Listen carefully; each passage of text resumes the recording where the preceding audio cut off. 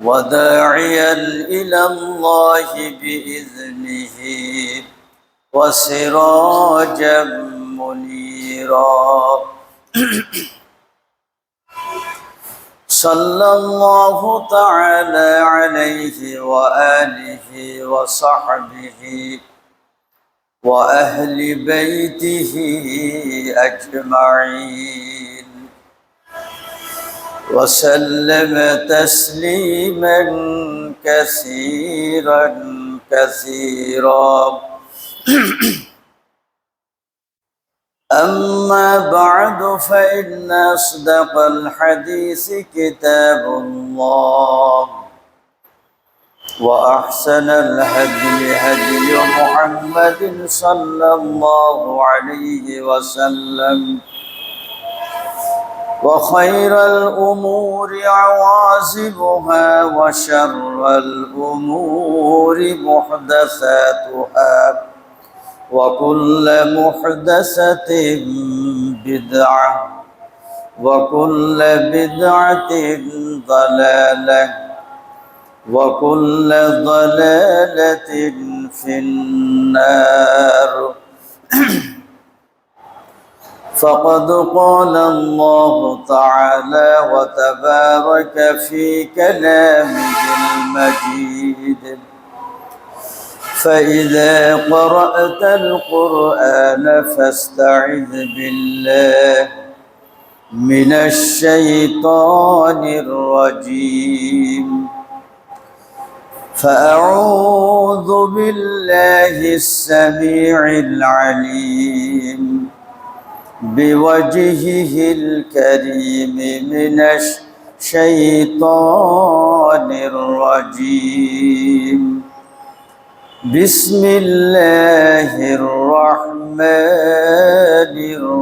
الرحيم قاف والقرآن المجيد بل عجبوا أن جاءهم منذر منهم فقال الكافرون هذا شيء عجيب أإذا متنا وكنا ترابا ذلك رجع بعيد قد علمنا ما تنقص الأرض منهم وعندنا كتاب حفيظ بل كذبوا بالحق لما جاءهم فهم في أمر مريج أفلم ينظروا إلى السماء فوقهم كيف بنيناها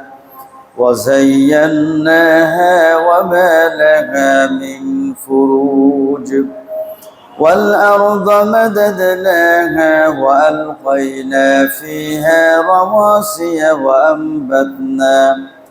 وأنبتنا فيها من كل زوج بهيج تبصرة وذكرى لكل عبد منيب ونزلنا من السماء ماء مباركا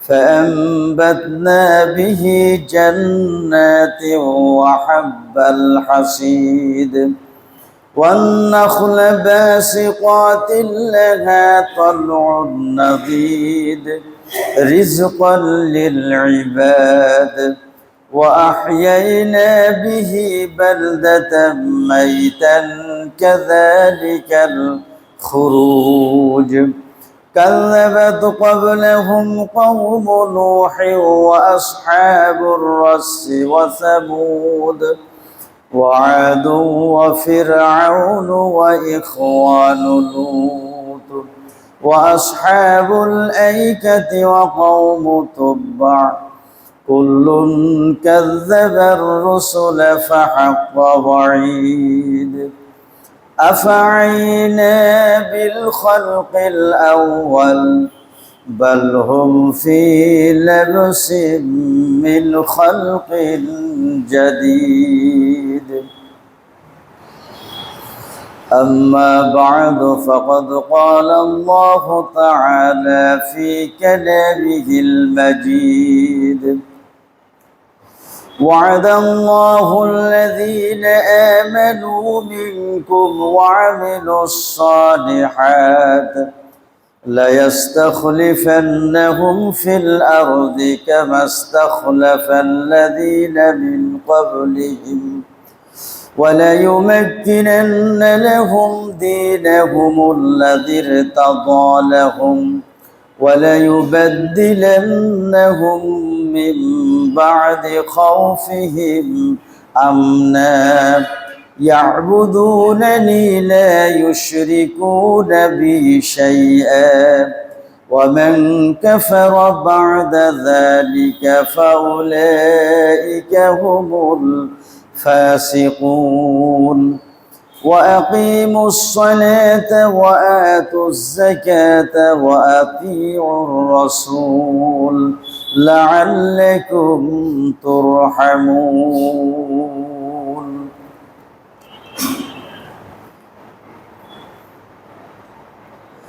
সমস্ত প্রশংসা আল্লাহ সুবহানাহু ওয়া তাআলার জন্য,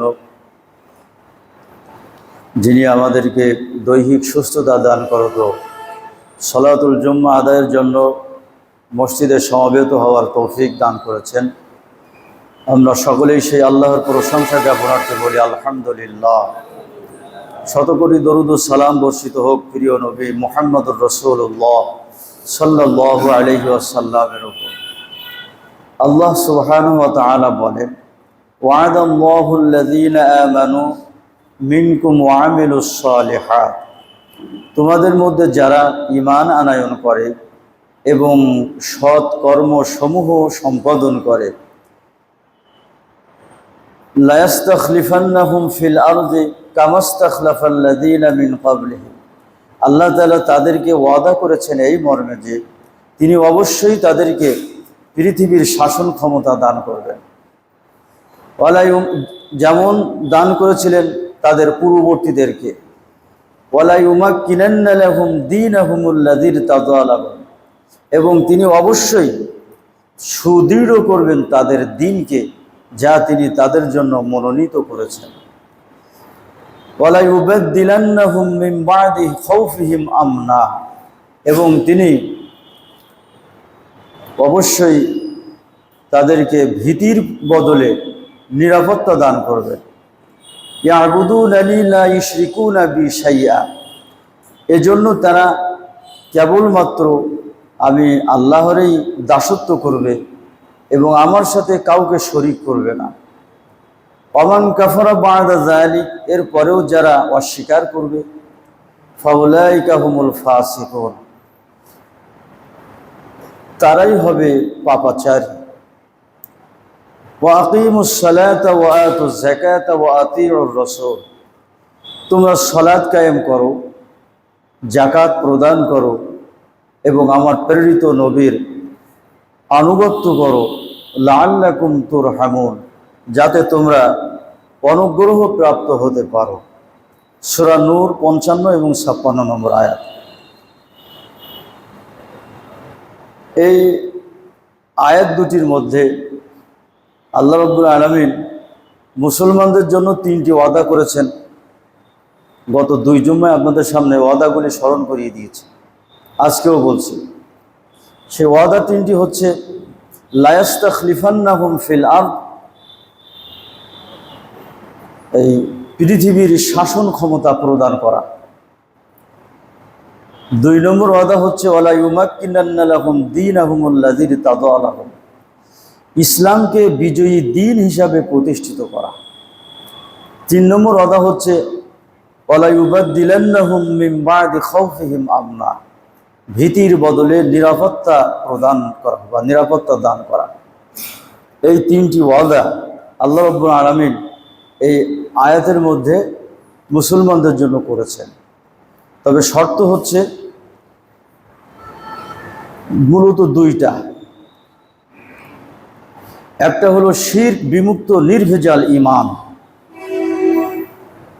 2 নম্বর হচ্ছে সৎ কর্ম, নেক আমল সম্পাদন করতে হবে। এই দুইটা শর্ত যদি আমরা পূরণ করতে পারি, তাহলে আল্লাহ পাকের এই ওয়াদা আমাদের উপরে কার্যকারী হবে। তাই আমি গত জুম্মায় আপনাদের সম্মুখে ঈমান সম্পর্কে আলোচনা করছিলাম। যেহেতু ঈমান এবং নেক আমল সম্পাদন এই দুই শর্তে আল্লাহ পাক মুসলমানদের পৃথিবীর শাসন ক্ষমতা দান করবেন, তাহলে আমাদেরকে আগে জানতে হবে যে ঈমান যদি আমাদের আনতে হয়, ঈমান আনার পূর্বে ঈমান সম্পর্কে এলেম অর্জন করতে হবে। নেক আমল সম্পাদন করার আগে নেক আমল সম্পর্কে এলেম বা জ্ঞান অর্জন করতে হবে।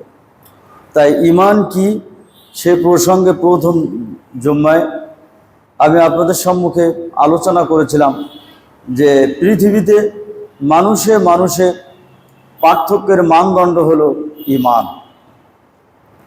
যারা মুমিন,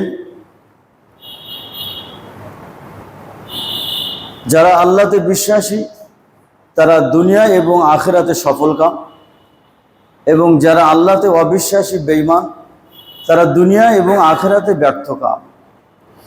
যারা মুমিন আল্লাহতে বিশ্বাসী, তাদের কর্ম হয় আখিরাতমুখী, আর যারা অস্বীকারী কাফের, তাদের কর্ম হয় প্রবৃত্তিমুখী। এই দুইজনের জীবনধারা সম্পূর্ণ ভিন্ন, সম্পূর্ণ বিপরীত। এই প্রসঙ্গে আমি কোরআন মাজিদের বেশ কিছু আয়াত আপনাদের সম্মুখে তেলাওয়াত করে আলোচনার প্রথম জুম্মায় আপনাদেরকে আমি শুনিয়েছিলাম। তারপরের জুম্মায়, গত জুম্মায় আমি আপনাদের সম্মুখে ঈমানের শাব্দিক, ঈমানের যে সংজ্ঞা, ঈমানের শাব্দিক অর্থের ব্যাখ্যা আমি আপনাদের সম্মুখে করেছিলাম। আপনাদের হয়তো মনে আছে, ঈমানের শাব্দিক অর্থ হচ্ছে আল ঈমানু মিনাল ঈমান জিদ্দুল খাউফি ওয়াল জু। ঈমান শব্দের অর্থ হচ্ছে নিশ্চিন্ত বিশ্বাস, যা আমি গত জুম্মায় বলেছিলাম, যা ভীতি এবং সন্দেহের বিপরীত। সন্তান যেমন পিতামাতার কোলে নিরাপদ হয়, মুমিনও ঠিক তেমনি আল্লাহর উপরে ঈমান তথা বিশ্বাস স্থাপন করে, আল্লাহর উপরে তাওয়াক্কুল করে সে সম্পূর্ণ নিরাপদ হয়ে যাবে। আল্লাহর উপরে তাওয়াক্কুলটা কেমন, আর তাওয়াক্কুল করলে কিভাবে বান্দা নিরাপদ হয়, গত জুম্মায় কিছু আয়াত আমি আপনাদের সম্মুখে তেলাওয়াত করে শুনিয়েছিলাম। আরও অনেকগুলি আয়াত থেকে গিয়েছিল, তো সেগুলি আর প্রয়োজন নেই। গত জুম্মায় ওয়াদা করেছিলাম আজকে আপনাদের সম্মুখে আমি ঈমানের পারিভাষিক অর্থ, পারিভাষিক সংজ্ঞা আপনাদের সম্মুখে ব্যাখ্যা করার চেষ্টা করব। তো অন্য দিকে না গিয়ে আমরা সরাসরি আলোচনায় করি। ঈমানের পারিভাষিক অর্থটা কি? ঈমানের পারিভাষিক অর্থ হলো আত-তাসদীক বিল জিনান ওয়াল ইকরার বিল লিসান ওয়াল আমালি বিল আরকান ইয়াজিদু বিত তাআতি ওয়া ইয়ানকুসু বিল মাসিয়াহ। ওয়াল ঈমানু হুয়াল আসল ওয়াল আমল হুয়াল ফার'। অন্তরে বিশ্বাস, মুখে স্বীকৃতি এবং কর্মে বাস্তবায়নের সমন্বিত নাম হলো ঈমান। ঈমানের সংজ্ঞাটা মুখস্থ রাখো, তাহলে আপনাদের আলোচনা বুঝতে সুবিধা হবে। অন্তরে বিশ্বাস, মুখে স্বীকৃতি এবং কর্মে বাস্তবায়নের সমন্বিত নাম হলো ঈমান। ইয়াজিদু বিত তাআতি ওয়া ইয়ানকুসু বিল মাসিয়াহ, যা নেকির কাজ দ্বারা বৃদ্ধি পায়, ওয়া ইয়ানকুসু বিল মাসিয়াহ, এবং পাপ কাজের দ্বারা ঈমান কমে যায়, হ্রাস পায়। আল ঈমানু হুয়াল আসল, ঈমান বা অন্তরে বিশ্বাস এবং মুখে স্বীকৃতি, এইটা হলো মূল, আর আমলটা হলো শাখা, যা না থাকলে পূর্ণ মুমিন হওয়া যাবে না, যা না থাকলে পূর্ণ মুমিন হওয়া যাবে না। আমরা এই পারিভাষিক এই সংজ্ঞাটার একটু ব্যাখ্যা করি। এটা খুব সূক্ষ্ম বিষয়, এটা একটা আকীদাগত বিষয়। এটা এমন একটা বিষয় যে বিষয় সম্পর্কে যদি আপনার বিশ্বাসগত ভুল হয়ে যায়, তাহলে আপনার গোটা আমল ভুল হয়ে যাবে। আর বিশ্বাসটা যদি সঠিক হয়, কোরআন এবং হাদিস মুওয়াফিক হয়, তাহলে আপনি কম নেক আমলে মুক্তি পেয়ে যাবেন। আমল যদি একটু কমও হয়, কিন্তু বিশ্বাস আকীদাটা যদি আপনার সঠিক হয়, তাহলে কম আমলেও আপনি মুক্তি পেয়ে যাবেন। কিন্তু আকীদায় যদি গোলমাল হয়ে যায়, তাহলে সারা জীবনের প্রচেষ্টা ব্যর্থ হয়ে যাবে। আল্লাহ সম্পর্কে, ফেরেশতা সম্পর্কে, আখিরাত সম্পর্কে, নবী রাসূলদের সম্পর্কে, তারপরে ঈমান কি, নেক আমল কি, এগুলো সম্পর্কে যদি সঠিক ধারণা না থাকে, ধারণাগত ভুল হয়ে যায়, তাহলে সব ভুল। এই জন্য বিষয়টা একটু সূক্ষ্ম, আমাদেরকে বোঝার চেষ্টা করতে হবে। যেমন প্রথম কথা হলো, ঈমান কি বললাম? অন্তরে বিশ্বাস, মুখে স্বীকৃতি এবং কর্মে বাস্তবায়নের সমন্বিত নাম। তিনটি জিনিস, অন্তরে আগে বিশ্বাস, তারপরে মুখে স্বীকৃতি, এরপরে কর্মে বাস্তবায়ন করতে হবে। এই তিনটি সমন্বয় হলো ঈমান। আর এ ব্যাপারে আবার কিছু মতভেদ আছে। আমি যে প্রথম জুম্মায় বলেছিলাম যে পৃথিবীতে মানুষে মানুষে পার্থক্যের মানদণ্ড হচ্ছে এই ঈমান। এই ঈমান নিয়ে মতপার্থক্যের কারণে মুসলমানদের ভিতরে কিন্তু এই দল উপদলের সৃষ্টি হয়েছে। ঈমানটাই হলো মূল। এইখানে যদি মতপার্থক্যের সৃষ্টি হয়, হ্যাঁ, এই ঈমান সম্পর্কে ধারণাটা যদি কোরআন এবং হাদিস ভিত্তিক না হয়, তাহলে সব উল্টোপাল্টা হয়ে যাবে। এই ঈমানের ক্ষেত্রে মুসলমানেরা মতভেদ করেছে, আর এই মতভেদ করার কারণে মুসলমানদের ভিতরে বহু দলের সৃষ্টি হয়েছে। যেমন এই যারা খারেজি আছে, চরমপন্থী খারেজি, এই খারেজিদের আকীদা হলো যে অন্তরে বিশ্বাস, মুখে স্বীকৃতি এবং কর্মে বাস্তবায়ন, এই তিনটি হলো ঈমানের মূল। এই তিনটির কোনো একটি যদি না থাকে, সে কাফের হয়ে যাবে। কোনো একটি যদি না থাকে, সে কাফের হয়ে যাবে। হ্যাঁ, তাদের কথা হলো, কোনো ব্যক্তি যদি কবিরা গুনাহ করে, তাহলে তার ঈমান ধ্বংস হয়ে যাবে, সে আর মুসলমান থাকবে না, সে কাফের হয়ে যাবে, সে চিরস্থায়ী জাহান্নামী। অতএব সে ব্যক্তিকে হত্যা করতে হবে। এ হচ্ছে খারেজি চরমপন্থী যারা, এটা হলো তাদের মত। যুগে যুগে এই চরমপন্থী যারা, এই চরমপন্থী মতবাদ যারা পোষণ করেছে, এরা হচ্ছে খারেজিদের অন্তর্ভুক্ত। এদের কথা হলো, কেউ যদি, যেমন মনে করেন মিথ্যা কথা বলা, কি বলুন তো, মিথ্যা কথা বলা কবিরা গুনাহ না? আপনি যদি মিথ্যা কথা বলেন, আপনি কাফের হয়ে যাবেন, আপনি চিরস্থায়ী জাহান্নামী হবেন, এবং শুধু তাই না, আপনাকে হত্যা করা যায়। এটা হচ্ছে খারিজি চরমপন্থীদের মত। আবার শৈথিল্যবাদী একটা দল আছে, যারা হলো মুরজিয়া। এই মুরজিয়াদের কথা হলো, শুধু অন্তরে বিশ্বাস করলে অথবা শুধু মুখে স্বীকৃতি দিলেই ঈমান হয়ে যাবে, যে ঈমানের কোনো বাড়া কমা হবে না, যে ঈমানের কোনো হ্রাস বৃদ্ধি নেই। এই শৈথিল্যবাদীদের আকীদা হলো যে এই একজন চোরের ঈমানও যা, একজন চোরের ঈমান এবং আবু বকরের ঈমানের মধ্যে কোনো পার্থক্য নেই। নাউযুবিল্লাহি মিন যালিক। অর্থাৎ কেউ যদি একবার বলে লা ইলাহা ইল্লাল্লাহ, তাহলে সে যত বড়ই কবিরা গুনাহ করুক না কেন, সে পূর্ণ মুমিন থেকে যাবে, সে তার ঈমান কখনো হ্রাস পাবে না। আবু বকরের ঈমান যা, তার ঈমানও তাই। অথচ ঈমান কম বেশি হওয়ার ব্যাপারে কোরআন হাদিসে বহু দলিল আছে।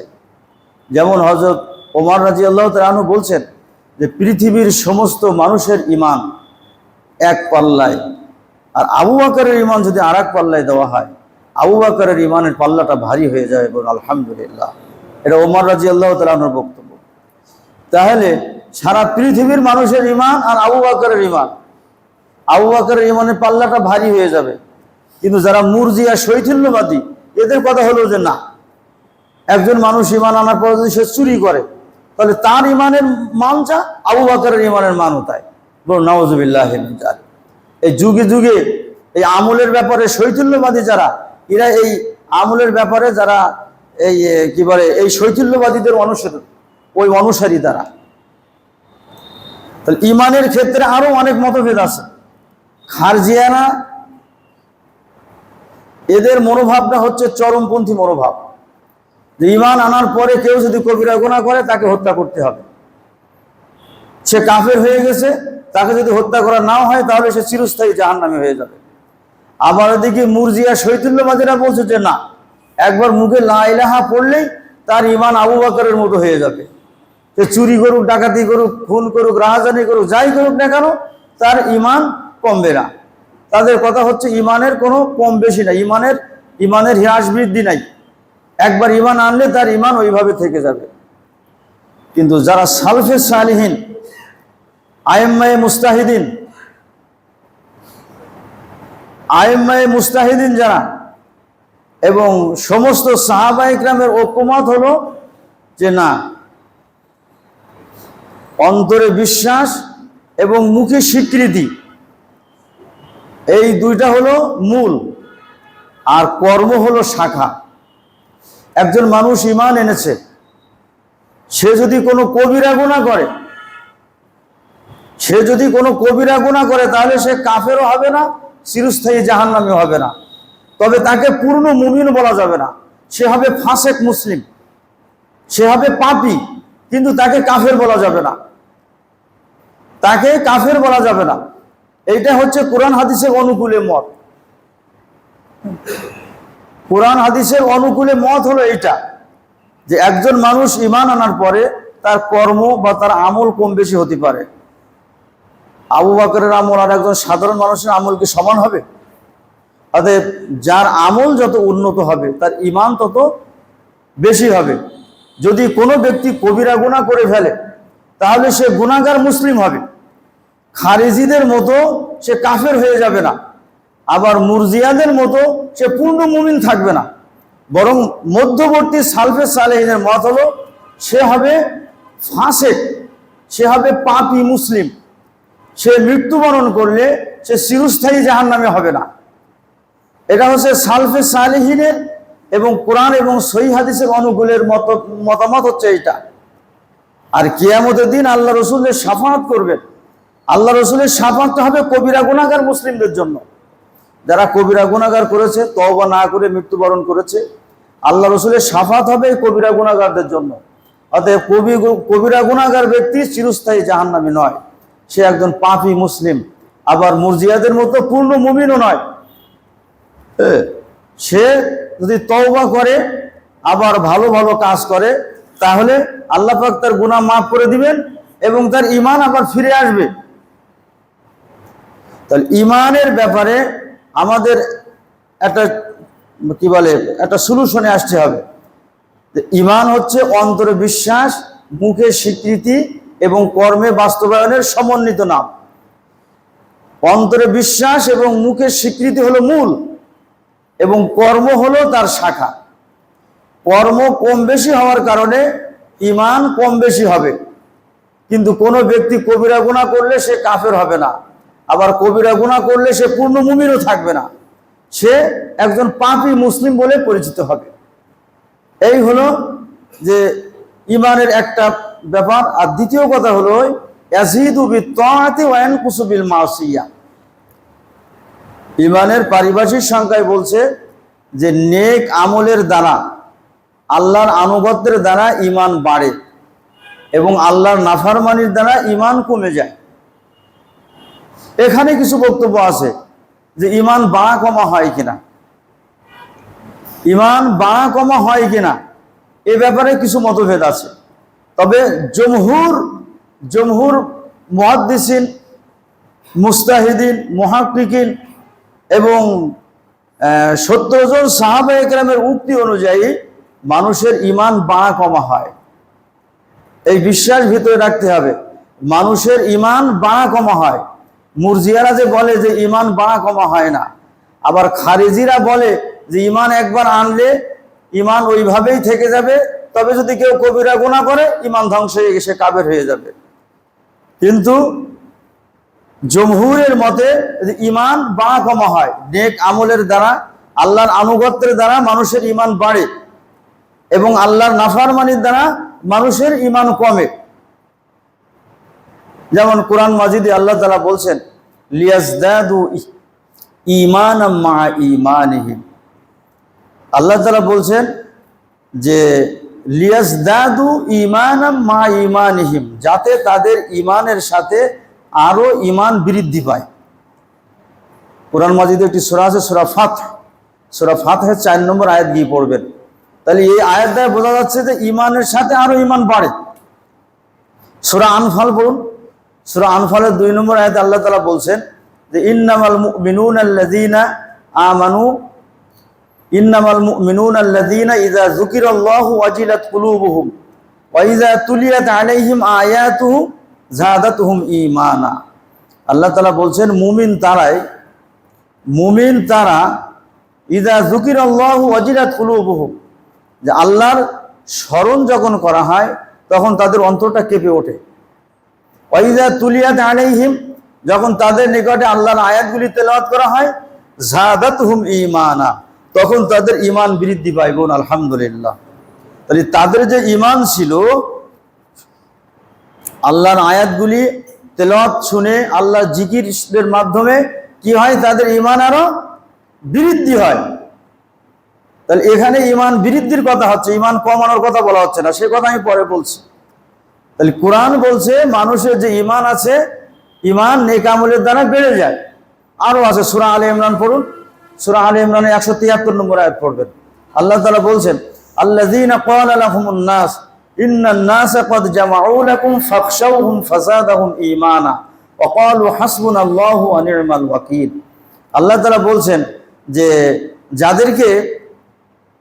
তাদেরকে যখন বলা হয়েছিল যে তোমাদের বিরুদ্ধে লড়াই করার জন্য বিশাল সৈন্যবাহিনী জমায়েত হয়েছে, ফাখশাউহুম, তোমরা তাদেরকে ভয় করো। এটা উহুদ যুদ্ধের ঘটনা। সেই ঘটনা অনেক সেদিকে গেলে আমার আলোচনা আমি করে পারবো না। এটা হচ্ছে উহুদ যুদ্ধের ঘটনা, যে যুদ্ধের পরে আল্লাহ রসুল সাহাবীদেরকে নিয়ে কাফেরদের আবার পশ্চাৎপদ, মানে ওই কাফেরদের পশ্চাৎপদ করেছিলেন। তখন ওই কাফেরদের এক গোয়েন্দা এসে মুসলমানদের ভয় দেখাচ্ছিল যে তোমাদের বিরুদ্ধে ওই কুরাইশ সৈন্যরা আবার সমবেত হয়েছে লড়াই করার জন্য। ফাখশাউহুম, তোমরা তাদেরকে ভয় করো। ফাযাদাহুম ঈমানা, আল্লাহ বলছেন এই কথা শোনার পরে তাদের ঈমান আরো বেড়ে গিয়েছিল। বোন আলহামদুলিল্লাহ। ওয়া আলা রাব্বিহিম ইয়াতাওয়াক্কালুন, এবং তারা তাদের প্রতিপালকের উপরে ভরসা করেছিল। তাহলে ভয় যখন তাদেরকে দেখানো হলো, তারা ভয় না পেয়ে তাদের কি হলো, ঈমান আরো বেড়ে গেল। তাহলে ঈমান যে বাড়ে, এটা কোরআনের স্পষ্ট কথা। ফাযাদাহুম ঈমানা, তাদের ঈমান আরো বেড়ে গিয়েছিল। কোরআনে এরকম অন্তত 18টা আয়াত আছে। যেমন একটা সূরা তাওবা পড়বেন, সূরা তাওবার সম্ভবত 124 নম্বর আয়াত। আল্লাহ তাআলা বলছেন ওয়া ইযা মা উনজিলাত সূরাতুন ফামিনহুম মাইয়াকুলু আইয়ুকুম যাদাতুহু হাযিহি ঈমানা ফাআম্মাল্লাযীনা আমানু ফাযাদাতুহুম ঈমানা ওয়া হুম ইস্তাবশিরুন।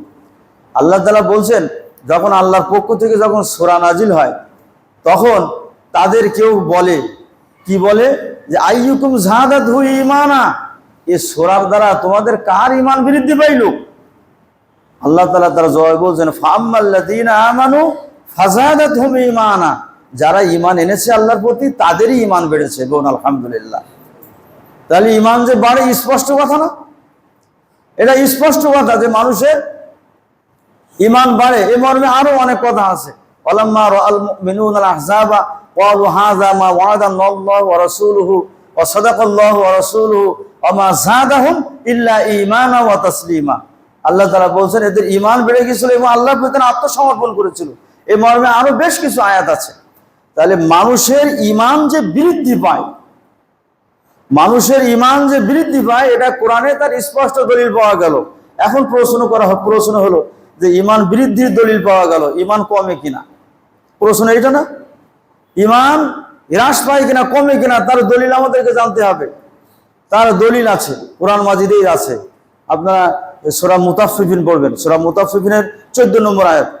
আল্লাহ তাআলা বলছেন কাল্লা বাল রানা আলা কুলুবিহিম মা কানু ইয়াকসিবুন। আল্লাহ তাআলা বলছেন কখনোই নয় তাদের পাপ কর্মের কারণে তাদের অন্তরে মরিচা ধরে গেছে, মরিচায় পূর্ণ হয়ে গেছে। অন্তরে মরিচা মানে কি? ঈমান নষ্ট হয়ে গেছে। মানুষের ঈমান অর্থ কি বললাম একটু আগে? অন্তরে বিশ্বাস না? তাহলে মানুষের ঈমান কোন জায়গায় থাকে? অন্তরে থাকে কিনা? হ্যাঁ, মানুষের অন্তরে যে ঈমান রক্ষিত আছে, তাদের পাপের কারণে, অব্যাহত পাপের কারণে তাদের ওই ঈমান মরিচা ধরে নষ্ট হয়ে গেছে। তাহলে ঈমান যে কমে, এটা হলো তার একটা দলিল। এই মর্মে আল্লাহ রাসূলের হাদিস শুনুন। আল্লাহ রাসূলের হাদিস কি বলছেন? আল্লাহ রাসূল বলছেন, ইন্নাল আবদা ইযা আখতা খাতিয়াতান নুকিতাত ফি কলবিহি নুকতাতুন সাওদা ফাইযা নাযা ওয়াস্তাগফারা ওয়া তাবা সুকিলা কলবুহু ওয়া ইন আদা জিদা ফিহা হাত্তা তা'লু কলবুহু ওয়া হুয়া রানুল লাযী যাকারাল্লাহু ফি কিতাবিহি কাল্লা বাল রানা আলা কুলুবিহিম মা কানু ইয়াকসিবুন। আল্লাহ রাসূল বলছেন, সহিহ তিরমিজির হাদিস, আল্লাহ রাসূল বলছেন, বান্দা যখন একটা পাপ করে, একটা পাপের কাজ করে, তখন তার অন্তরে একটি কালো দাগ পড়ে যায়, অর্থাৎ তার ঈমানের উপরে একটা কালো স্পট পড়ে যায়, ঈমান কিছুটা কমে যায়। ফাইজা নাজা ওয়াস্তাগফারা ওয়া তাবা, যখন সে কি করে? পাপ থেকে বিরত হয়, আল্লাহর কাছে ইস্তেগফার করে এবং তওবা করে ফিরে আসে, সুকিনা কলবুহু, তখন তার কলব থেকে অর্থাৎ ঈমানের উপর থেকে ওই স্পটটা আবার উঠিয়ে নেওয়া হয় এবং আলহামদুলিল্লাহ, অর্থাৎ তার ঈমান আবার বেড়ে যায়। ওয়া ইন আদা জিদা ফিহা, যখন সে অব্যাহতভাবে পাপ করতে থাকে তখন কি হয়? হাত্তা তা'লু কলবুহু, তখন পুরা অন্তরটাই মরিচা পরিপূর্ণ হয়ে যায়, অর্থাৎ পুরা ঈমানটা কি হয়? ওই কি বলে, হ্রাস পেতে পেতে পেতে পেতে একসময় নিষ্প্রভ হয়ে যায়, হয়ে অন্তরটা কলুষিত হয়ে যায়। ঠিক এই আয়াত আল্লাহ রাসূল এবার দলিল হিসাবে নিয়ে আসছেন। তোমাদের বিশ্বাস নয়, এই আয়াতটা তোমরা পড়ো, ওই সূরা মুতাফফিফিনের 14 নম্বর আয়াত, যেটা পড়লাম একটু আগে, যে তাদের পাপ কর্মের কারণে তাদের অন্তরটা মরিচায় পূর্ণ হয়ে গেছে। এখানে অন্তর মরিচা বলতে তাদের ঈমান হ্রাস পেতে পেতে ঈমান বিলুপ্ত হয়ে গেছে। আপনি হয়তো বলবেন, এটা আমি আমার নিজে থেকে বলছি, ওখানে অন্তরের কথা বলা হচ্ছে, হুজুর ঈমানের কথা বলছে কেন?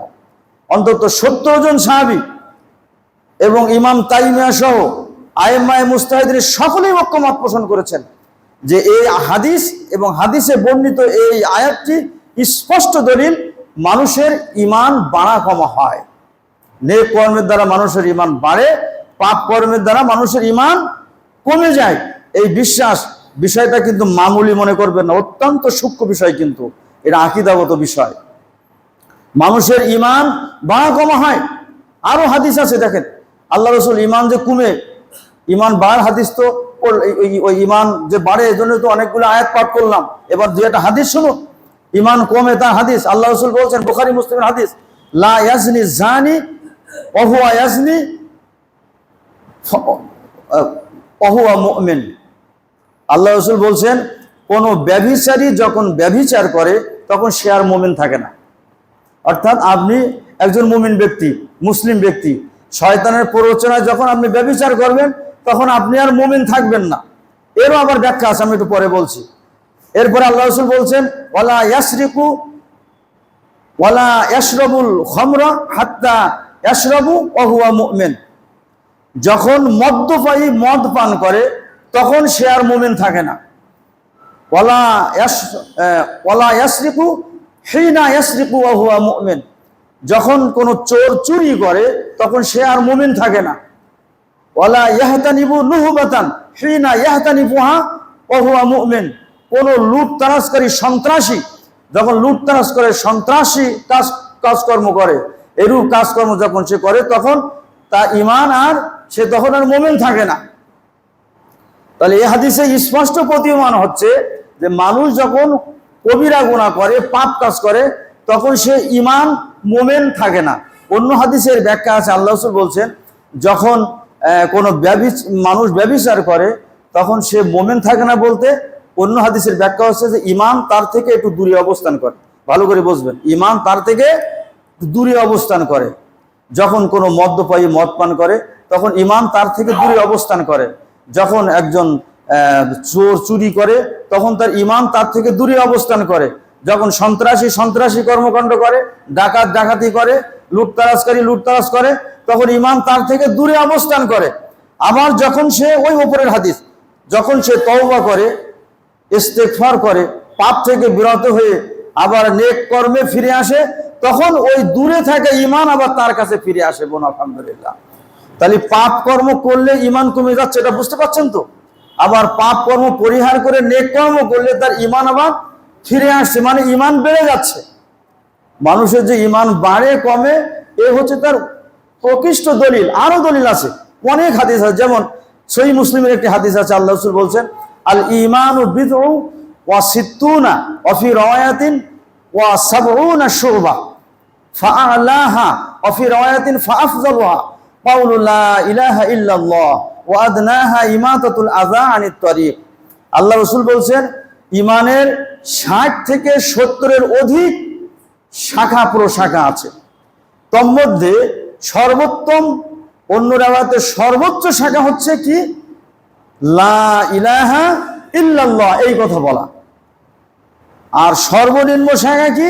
ইমাতাতুল আযা আনিত তারিক, রাস্তা থেকে কষ্টদায়ক বস্তু সরিয়ে দেওয়া। তাহলে এই হাদিসের ভিতরে ঈমানের সর্বোচ্চ শাখা এবং সর্বনিম্ন শাখার কথা আছে কিনা বলুন? সর্বনিম্ন শাখার কথা আছে কিনা? এই হাদিসটা এনে আল্লামা সিদ্দিক হাসান খান ভূপালী রহমাতুল্লাহ আলাইহি, যিনি ভূপালের সম্রাট ছিলেন, আল্লামা সিদ্দিক হাসান খান ভূপালী, যিনি ঘোষণা দিয়েছিলেন আরব থেকে মেশকাত এবং বুখারী তিনি এই ভারতবর্ষে আমদানি করার পরে, আনার পরে তিনি ঘোষণা দিয়েছিলেন, যে ব্যক্তি বুখারী মুখস্থ শোনাতে পারবে তাকে 10,000 স্বর্ণ মুদ্রা পুরস্কার দেওয়া হবে। যে মিশকাত শরীফ মুখস্থ শোনাতে পারবে তাকে 2,000 স্বর্ণ মুদ্রা পুরস্কার দেওয়া হবে। এইভাবে তিনি হাদিসের প্রসার ঘটিয়েছিলেন আল্লামা সিদ্দিক হাসান খান ভূপালী। সে অনেক কাহিনী, সেদিকে আর যাবো না। আল্লামা সিদ্দিক হাসান খান ভূপালী এই হাদিসটি এনে তিনি বলছেন, ঈমান যে বাড়ে এবং কমে, এই হাদিসটি হলো তার উৎকৃষ্ট প্রমাণ। যেহেতু হাদিসে ঈমানের সর্বোচ্চ এবং সর্বনিম্ন শাখার কথা আছে, তাহলে মানুষ যত ভালো কর্ম করবে তার ঈমান বাড়বে। মানুষ যখন পাপ কর্ম করবে তার ঈমান কমবে। মানুষ যদি অব্যাহতভাবে পাপ করতেই থাকে তার ঈমান একসময় নিভে যাবে, তখন তার ঈমানটা মরে যাবে, তার ঈমানটা মৃত্যু ঈমান বলে পরিগণিত হবে। তাহলে ঈমান যে বাড়া কমা হয়, এটা হাদিস। আরো হাদিস আছে, আল্লাহ রাসূল বলছেন, বুখারী মুসলিমের হাদিস, যে ইয়াখরুজু মিনান নার মান ক্বালা লা ইলাহা ইল্লাল্লাহ ওয়া ফি কলবিহি ওয়াজনু শাইরাতিন মিন খায়রিন ওয়া ইয়াখরুজু মিনান নার মান ক্বালা লা ইলাহা ইল্লাল্লাহ। আল্লাহ রাসূল বলছেন, যে ব্যক্তি লা ইলাহা ইল্লাল্লাহ এই কালেমা পড়েছে এবং তার অন্তরে একটি জবের দানা পরিমাণ ঈমান অবশিষ্ট থাকবে, ইয়াখরুজু মিনান নার, তাকে জাহান্নাম থেকে বের করে আনা হবে। বোন আলহামদুলিল্লাহ, আল্লাহ রাসূল আরো বলছেন যে ইয়াখরুজু মিনান নার মান ক্বালা লা ইলাহা ইল্লাল্লাহ ওয়া ফি কলবিহি বুররাতিন মিন ওয়াজনু ফি বুররাতিন মিন খায়রিন। আল্লাহ রাসূল বলছেন, যে ব্যক্তি লা ইলাহা ইল্লাল্লাহ পাঠ করবে এবং তার অন্তরের মধ্যে গমের দানা পরিমাণ ঈমান থাকবে, তাকে জাহান্নাম থেকে বের করে আনা হবে। আল্লাহ রাসূল আরো বলছেন, ইয়াখরুজু মিনান নার মান ক্বালা লা ইলাহা ইল্লাল্লাহ ওয়া ফি কলবিহি ওয়াজনু ফি কলবিহি যাররাতিন মিন ঈমান মিন খায়রিন। আল্লাহ রাসূল বলছেন, যে ব্যক্তি লা ইলাহা ইল্লাল্লাহ পাঠ করবে এবং তার অন্তরে অনু পরিমাণ ঈমান থাকবে, তাকেও জাহান্নাম থেকে বের করে আনা হবে। বোন আলহামদুলিল্লাহ, তাহলে এখানে ঈমানের 3টি স্তর বলা হয়েছে। তো জবের দানা গমের দানার চেয়ে একটু মোটা, ঠিক না? তারপরে বলা, যার ভিতরে একটা জবের দানার ওজন পরিমাণ ঈমান থাকবে, সে জাহান্নাম থেকে মুক্তি পাবে। তার চেয়ে কম ঈমানের কথা বলা হচ্ছে গমের দানা, তার চেয়ে সর্বনিম্ন ঈমানের কথা বলা হচ্ছে অনু পরিমাণ ঈমান। তাহলে ঈমান যে কম বেশি হয়, এই হাদিসে আপনারা বুঝতে পারছেন তো? স্পষ্ট হাদিস, এতে না বুঝলে আর তো বোঝানোর কোনো আমার জায়গা নেই। হযরত আবু হুরায়রা রাদিয়াল্লাহু তাআলা আনহু বলছেন যে আকমালুল মুমিনিনা ঈমানান আহসানুহুম খুলুকান। আল্লাহ রাসূল বলছেন ঈমানের সবচেয়ে পরিপূর্ণ মুমিন হলো সেই যার চরিত্র সবার চেয়ে সর্বোত্তম। বলুন আলহামদুলিল্লাহ। অর্থাৎ এখানে ঈমানকে উত্তম চরিত্রে অন্তর্ভুক্ত করা হয়েছে। অর্থাৎ যে উত্তম চরিত্রের অধিকারী এবং যার চরিত্র সে সংশোধন করবে এবং চরিত্র বাড়িয়ে নেবে তার ঈমান বেড়ে যাবে, যার চরিত্র নিচে নেমে যাবে তার ঈমান কমে যাবে। এই যে ঈমান বাড়া কমার স্পষ্ট দলিল। শুধু তাই নয়, এ ব্যাপারে আরো অনেক উক্তি আছে, সময় শেষ হয়ে এসছে। যেমন ইমাম আহমদ বিন হাম্বল রাহমাতুল্লাহ আলাইহি, যাকে ইমামুল মুহাদ্দিসিন আল ফুকাহা বলা হয়, যিনি 10 লক্ষ হাদিসের জগদ্বিখ্যাত মুহাদ্দিস ছিলেন, যাকে ফকিরুল্লাহ, আল্লাহর ফকির বলা হতো। এই ব্যক্তি তিনি বলছেন 70 জন তাবেঈ, আইম্মায়ে কেরাম, বিভিন্ন অঞ্চলের ফকিহগণ এ ব্যাপারে ইজমা বা ঐক্যবদ্ধ হয়েছেন, ঐক্যমত পোষণ করেছেন এই মর্মে যে মুহাম্মদ রাসূলুল্লাহ সাল্লাল্লাহু আলাইহি সাল্লাম যেসব সুন্নাত রেখে তিনি মৃত্যুবরণ করেছেন তার মধ্যে এই সুন্নাতটাও আছে যে আল ঈমানু কাউলুন ওয়া আমালুন ইয়াজিদু বিত্তাআতি ওয়া ইয়ানকুসু বিল মাসিয়া। যে ঈমান হলো কথা এবং কর্মের সমন্বিত নাম, যা নেক আমলের দ্বারা বৃদ্ধি পায় এবং পাপ কর্মের দ্বারা কমে যায়। এটা কার মত বললাম? ইমাম আহমদ বিন হাম্বলের উক্তি। তিনি বিভিন্ন মানুষের উক্তি একত্রিত করে তার একটা জিস্ট তিনি পেশ করেছেন। শুধু তাই না, আমিরুল মুহাদ্দিসিন ফিল হাদিস ইমাম বুখারী রাহমাতুল্লাহ আলাইহি, যিনি 6 লক্ষ হাদিসের সনদ সহ জগদ্বিখ্যাত মুহাদ্দিস ছিলেন, যিনি রাতে চন্দ্রের স্নিগ্ধ আলোয় খোলা আকাশের নিচে বসে হাদিস লিখতেন। বলুন আলহামদুলিল্লাহ। অথচ এই ব্যক্তি ছোটবেলায় অন্ধ ছিলেন। তার মা একদিন আল্লাহর কাছে তাহাজ্জুদ সালাতে দোয়া করতে, আল্লাহ তুমি আমার ছেলের দৃষ্টি দান করো। তাহাজ্জুদ সালাত শেষ হলে ইমাম বুখারী ডাক দিচ্ছে তার মাকে, যে মা আমি যেন চোখে সবকিছু দেখতে পাচ্ছি। বলুন আলহামদুলিল্লাহ। ওই যে তার চোখ ভালো হয়ে গেল, মৃত্যু অবধি তার চোখের জ্যোতি কমেনি। তিনি খোলা আকাশের নিচে চন্দ্রের আলোয় হাদিস লিখতেন। যাই হোক, সেদিকে আর যাবো না।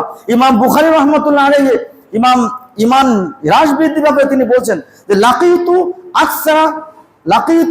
আকসারা মিন ফকহি রাজুলিন মিনাল উলামাই বিল আমসার।